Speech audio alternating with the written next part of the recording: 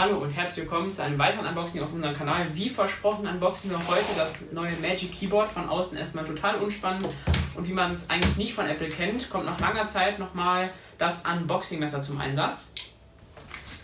Machen wir jetzt erstmal das Paket auf. Das neue Magic Keyboard hat die gleiche Tastatur wie das neue MacBook Air und die beiden MacBook Pro Varianten. Und hat halt keinen Butterfly-Mechanismus, so wie die alten MacBook Pros etc., sondern einen Schere-Mechanismus wie früher. Ups. Boah, der Karton steht richtig krass.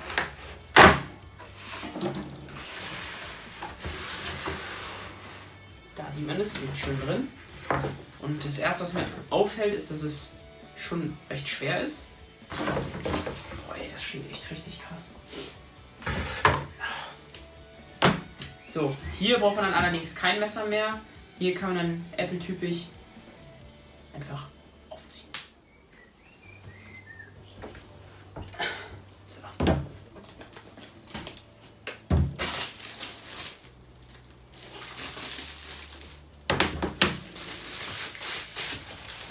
So, dann kann man das wie eine iPad-Verpackung oder auch wie eine iPhone-Verpackung einfach, oh, ein bisschen schwer, einfach öffnen. Das stinkt dann nicht mehr so, ups, wie der Karton. So. Dann holen wir das Herzstück einmal raus. Das Magic Keyboard an sich. So. Aber hier ist nichts mehr drin in der Verpackung, von daher liegt die jetzt auch erstmal zur Seite. Dann können wir direkt schon anfangen mit dem Magic Keyboard. Ein Klebepunkt. So.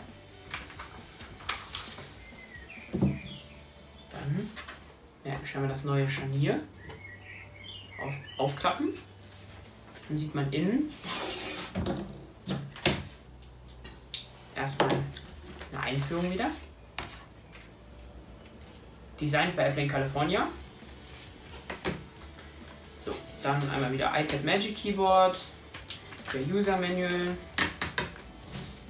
Hier ist wieder nichts drin, sonst keine Apple Sticker, schade. Und dann ist das einfach hier so eine Pappplatte, die da drin liegt. Und ist das hier das neue Magic Keyboard. Geht wunderbar einfach. Geht auch direkt an, man sieht direkt die Hintergrundbeleuchtung, die sich der Helligkeit vom Bildschirm anpasst.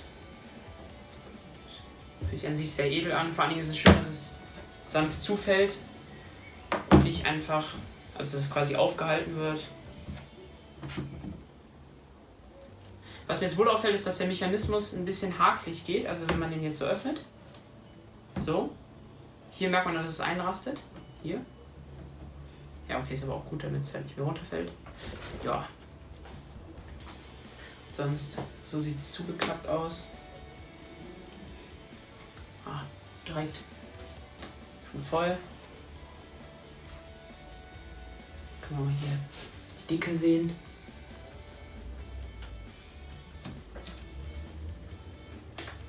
So, dann sieht man auch hinten das Apple-Logo. Ja.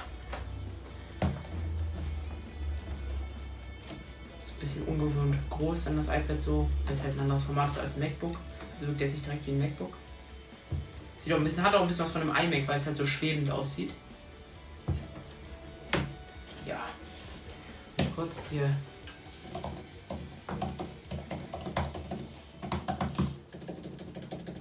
Das ist jetzt ein bisschen laut, weil wir das halt auf einem provisorischen Tisch draufstehen haben und der Tisch halt nicht besonders dick ist. Und ich schreibe auch mal meinem Kameramann was. Und das Tippgefühl, ja, sehr schön. Das Trackpad lässt sich auch gut drücken, auch an jeder Stelle. Das gefällt mir schon mal. Ja. Tasten sehen wohl ein bisschen anders aus als jetzt beim normalen Magic Keyboard, was man dazu kauft, oder beim MacBook. Die sehen irgendwie so ein bisschen dicker halt an sich aus. Aber sonst bin ich jetzt natürlich erstmal beeindruckt, wie krass es aussieht einfach. Dass es halt so schwebt. Ja, gut. Dann war es jetzt erstmal hoch von meiner Seite. Keyboard ist unboxed. Und dann würde ich sagen, wieder heute mit kürzeren Haaren, wie gesagt, ne? Friseurrahmen wieder offen. Teilt das Video mit euren Freunden, lasst ein Like da, wenn es euch gefallen hat und kommentiert auch gerne. Dann bis bald. Ciao. Jetzt nochmal ein kleiner Einschnitt von dem Tag, an dem wir das Video geschnitten haben, beziehungsweise am Tag darauf. Wir wollten uns erstmal dafür entschuldigen, dass das erst so spät kommt. Das Problem war halt, dass ich halt umgezogen bin und dazu kam dann auch noch, dass ich noch spontan auf ein Internat gegangen bin. Jetzt bin ich halt nur am Wochenende zu Hause und da muss man halt Familie, Freunde und dann halt noch YouTube unter einen Hut kriegen. Und dann jetzt erstmal zu den generellen Zubehörsachen, die ich auch noch benutze, außer diesem Magic Keyboard. Ich habe auch noch einen Apple Pencil 2. Generation, sieht man ja auch im Unboxing, was ihr euch gerne nochmal angucken könnt.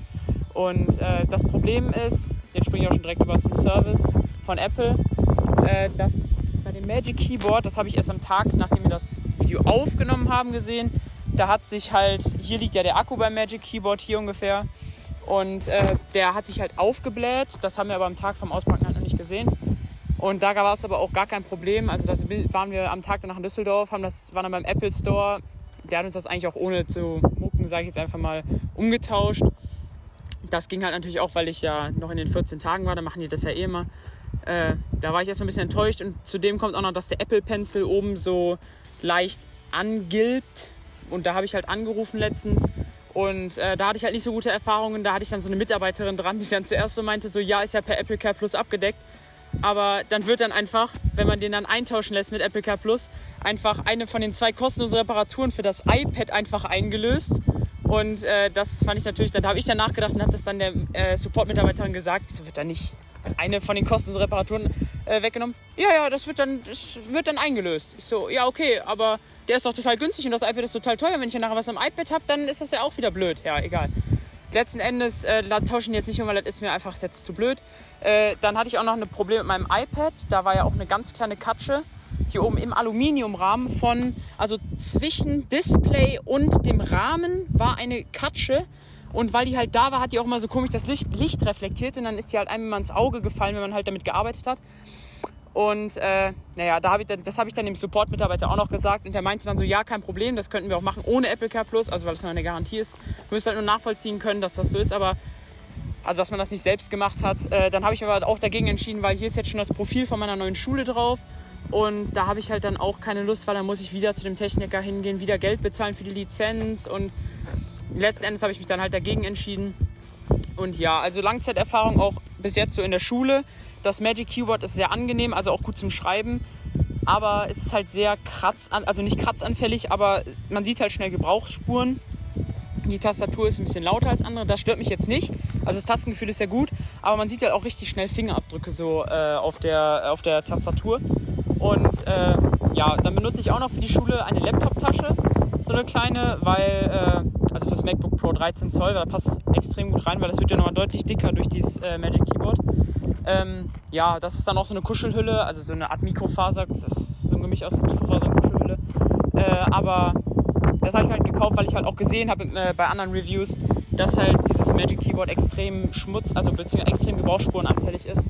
Und sonst bin ich eigentlich sehr zufrieden, auch wenn ich im Nachhinein immer denke, ist es der Preis von 399 € wirklich wert? Und das muss ich ganz ehrlich sagen, es gibt zwar kein Vergleichbares, was genauso gut ist wie das, aber zum Beispiel, ich weiß jetzt nicht, ob es das für das iPad Pro 12.9 gibt, aber mein Cousin benutzt für das iPad Air 3. Generation, das von Logitech Combo Touch, also die Combo Touch Tastatur, die hat auch ein Trackpad.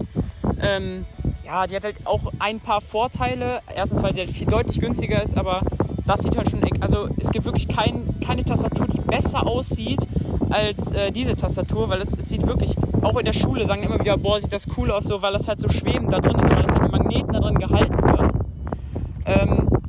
Und zudem hört ihr jetzt auch die Tonspur von den Studio-Mikrofonen, das ist auch ein Grund, warum ich das Ding hier jetzt in der Hand halte.